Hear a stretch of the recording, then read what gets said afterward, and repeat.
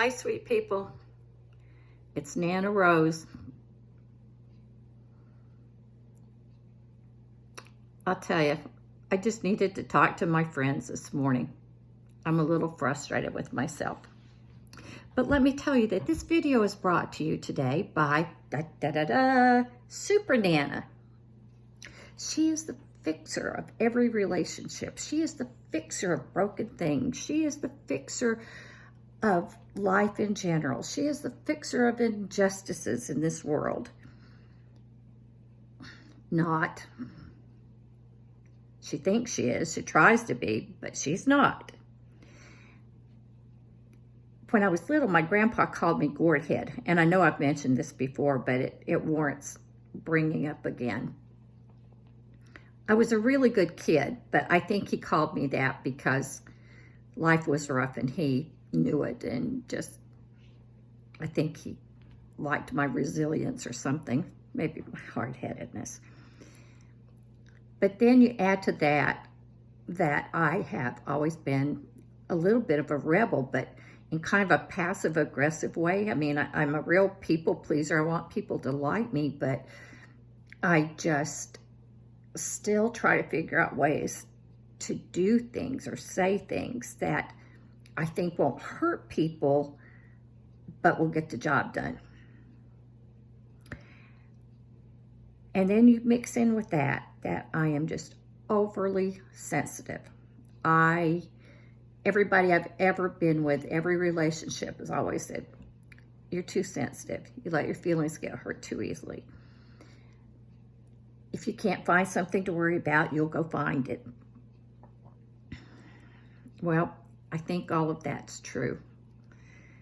And I've realized I'm just a rebellious, hard-headed, stubborn, twisted old Southern woman that has a problem. And I just wanted to share some of it with you. And I don't know, I guess lance the boil or bleed the wound or whatever. I have just always had a little bit of a rebellious streak in me with things like my dad loved long hair on women, thought all women should have long hair. And I didn't. I wanted short and sassy. And so I would always cut my own hair, and I'd just cut off a little bit at a time, and so it would get shorter and shorter. And finally, one night at dinner, Daddy would look over at me and go, "What the hell have you done with your hair?" And I'd get grounded, and we'd do it all over again. I was also rebellious enough that, I left home when I was 16 and lived with an aunt and uncle for 2 years. And after I graduated from high school, I went to visit a girlfriend on the West Coast, took one suitcase, and was gone until I was 50 years old. I mean, I came back to visit, but I didn't move back until I was 50 years old.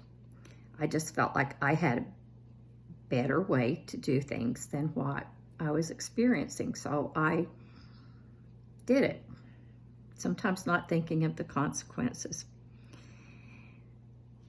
But that rebellious streak comes at a cost sometimes, and that hard-headedness that Grandpa talked about, that gourd-headedness. When I was in first grade, we lived in, it was a house on Main Street, but it was out on the edge of town. So there was a big empty field behind us. I can't talk without moving my hands. A big empty field behind us. And it was filled with tall grass that was extremely dry. And my dad was out back burning trash. So, of course, my brother and I had to go stand over there and watch. Jimmy was 2 years younger than me.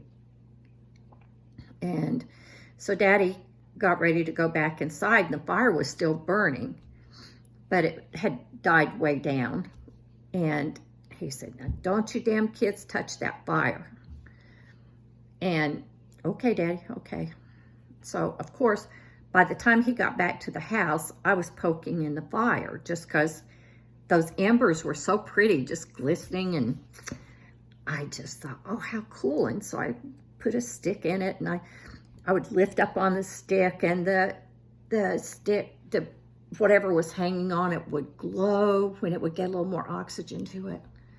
I thought, oh man, this is cool. And so I started swinging it back and forth, and the more I would swing it, the more oxygen it would get, and little flames started coming up. Really cool. So then I started doing this over my head with this stick, and it was I'll never forget, it was a Merita bread loaf, plastic bread wrapper. And so this thing's like a flag, and I'm just swinging it all over the place, and all of a sudden it flies off the stick into this grass, this tall grass, and you just heard, and the field was on fire. Now, you would think somebody with some common sense would have gone back and said, Daddy, Daddy, the field's on fire. But no, we went in the house and acted like nothing had happened. We knew nothing. We knew nothing. We went in. Daddy was watching a horse race. And so we both got in front of the TV, and we're just watching this horse race like crazy. And all of a sudden, the neighbor, who happened to be our landlord, came over and was pounding on the door, and he's yelling, Robert, Robert, come out quick. The field's on fire. And Daddy looked at us, and he said, I knew you kids were up to something when you came in and started watching these damn horse races. He said, I'm going to beat your when I get back, which he did. But anyway, so the two of them went out, got the fire put out. I don't even remember if the fire department was called or not, because we were so scared. And we knew what was coming when Daddy got back inside. But it's like, what's the matter with you? You can't listen, Rosemary. When Art and I first met, my late husband, he owned a lake house, and we dated off and on for 11 years. And at one point in that 11 years, and I don't remember how far along in it, I went down to visit him, and we were going out onto the lake for the first time in quite a while. And we got in the boat, and Art said, ooh, there's some wasp nests here. You know, we haven't used the boat for a while. Let me go get some spray and spray these. So he went up to the house, got the wasp spray out of the garage, and sprayed the nests, and we got in and we took off. So I was in shorts and flip-flops and riding along in the back, and we never went really fast because we both loved to look at the beautiful homes along the lake. And it was a private lake, and so it was pretty quiet most of the time. And so we're cruising along, and all of a sudden I notice under a little bit of the frame that's coming into the boat, there's a huge wasp nest in there still, and it's got live wasps on it. So I said, Art, there's a big wasp nest. There's another one back here, and it's got live wasps on it. And he said, oh, it'll be okay. Just leave it alone till we get home. Don't mess with it. And I'm watching this thing, and I'm thinking, well, it's a heck of a lot closer to me than to you. And I decided to take off my flip-flop, do an upward sweep, and knock this wasp nest out of the boat into the lake. Well, it didn't work so good. And wasps were flying everywhere. So I'm swatting at these wasps with my flip-flop. And Art turns around to see what's going on, because, of course, I'm jiggling the boat all over. And he's going, what happened? What happened? I said, well, I was trying to knock that wasp nest out. And he said, I told you to leave it alone. I said, I know, but I thought I could knock it out of the boat. And so he turns around, he's facing me, which is the back of the boat. The boat is still going, and he's trying to swat at wasps also and get them out of there. And all of a sudden, the boat just lurches. And there was this horrible, horrible crunch. the boat had driven up under our neighbor's dock. And I mean under it. The whole front of the boat, windshield, everything was under the dock. So Art's like, oh my gosh. And he puts the boat in reverse and it won't come out because as soon as he started backing out, the windshield, which had gotten smashed down, was then propped up again and was holding the boat under the dock and wouldn't let it out from under there. So as we're sitting there thinking, oh my gosh, what are we doing? We noticed there's a sign there that said, this is a private dock for private use only. Cameras are videotaping. And I thought, oh, wonderful. You know, we're probably going to get sued. We've probably damaged their boat dock and we're going to get sued. So try as we might, we could not get that boat out from under the dock. And finally, it hit me, okay, if we get enough weight at the front of the boat, it will lower, and then maybe we could push the windshield down again and then pull it out from under the dock. Well, we finally got it out. The windshield was just shattered by the time it was done. And the boat wouldn't start after that. So there were two fishermen out in the middle of the lake that were apparently taking all this in. And they came over and asked if we needed help. And we told them, yes, the boat had stopped. We didn't say because Rosemary's an idiot. And so they towed us back to our house. We hadn't gotten very far at all because I noticed that wasp nest right away. And so the boat had to be repaired. The windshield had to be replaced. I mean, it was expensive. Fortunately, we did no damage to the neighbor's dock. But it's like, what is wrong with you, Rosemary? Why do you do this? And then last week, today I called my oldest daughter, Heather. She said, are you okay? And I said, no, not really. I said, I'm really frustrated with myself. And she said, what's going on? And I said, I just wish I could learn to stay out of stuff. And she said, oh my gosh, have you gotten involved with something with me and Heidi again? And I said, no. Well, I had decided to help them out a few weeks ago. Heather was coming down for her bachelorette party, and they had plans, and Heidi was going to go to it, and it was going to be a weekend-long thing, and Heidi was frustrated because she'd been gone for 8 weekends in a row, and she wanted not to be gone again all weekend, but she felt like she needed to support Heather. And so she said, but I'm afraid if I tell her, she'll get upset. She said, I just, and they were going to a ball game, and somehow in all this, I heard, I don't want to go to the ball game. So she said, I'm really afraid Heather will be upset and will be mad at me. And I said, I'll tell her, I'll talk to her, and I'll get something worked out. So I called Heather and told her, Heidi doesn't want to go to the ball game. And would you be really hurt if she didn't go? And so that started another whole discussion, but ended up in, well, why didn't Heidi talk to me herself? And I said, because she knew you were going to be just like this. She knew you were going to get mad, and she is trying to be supportive of you, but I thought I could talk to you and let you know.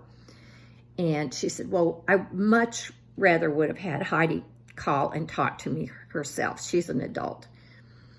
And she said, you tell Heidi to call me. We'll get it all worked out. She said, I don't care one way or the other. So she was mad, but I called Heidi back and I said, I got it all taken care of. And she said, what did you say? And I said, I told her you didn't want to go to the ball game. And she said, Mom, that wasn't the problem. The problem is I didn't want to go to the ball game and then the party and then the luncheon the next day. I didn't want to be gone all weekend. And I said, oh, I misunderstood that. I said, well, Heather wants you to call. So Heidi said, because we usually do video calls, and Heidi said that she called Heather, and when Heather picked up the phone, they both just started laughing and shaking their head and saying, Mom needs to learn to stay out of things, which I do, but seem to have a hard time doing that. But this week, I have had a situation where I've tried getting involved again with something that I probably should have kept my nose out of. I've met some amazing people on YouTube, and I have come to be what I feel are close friends with a lot of them. And there are two that kind of had a falling out, and it was, I thought, just a horrible misunderstanding. And I loved them both, and I wanted them both to make up and to get the relationship back. And so I stuck my nose in for a while before, but then I said, okay, I won't bring it up again. I'll stay out of it. Well, I got very emotional about something yesterday and started thinking about the two of them and decided I'm going to put one more call in, and I wish I hadn't. I feel kind of bad now that I did that. I don't know why I can't leave things alone and let people take care of their own lives. Why I feel like I have to be super Nana. Why I feel like I have to fix everything. Why I feel like I can't stand for someone to hurt. And if there's something I can do that I think will fix it, then I want to do that. If there's an injustice, I want to fix that. And I have a really hard time accepting life sucks sometimes, and people suck sometimes, and sometimes there are just misunderstandings that you can't get around. And each of us have to decide what our threshold is. And it has to be your threshold, not my threshold. So I'm pretty sure the two people that I'm talking about know who they are. And I'm sorry. I just love you and care about you like I love and care about both my girls and my son. And I'm trying to learn to keep my nose out of things. But clearly I'm a slow learner. At 73, I still don't have it down yet. So I just needed to vent and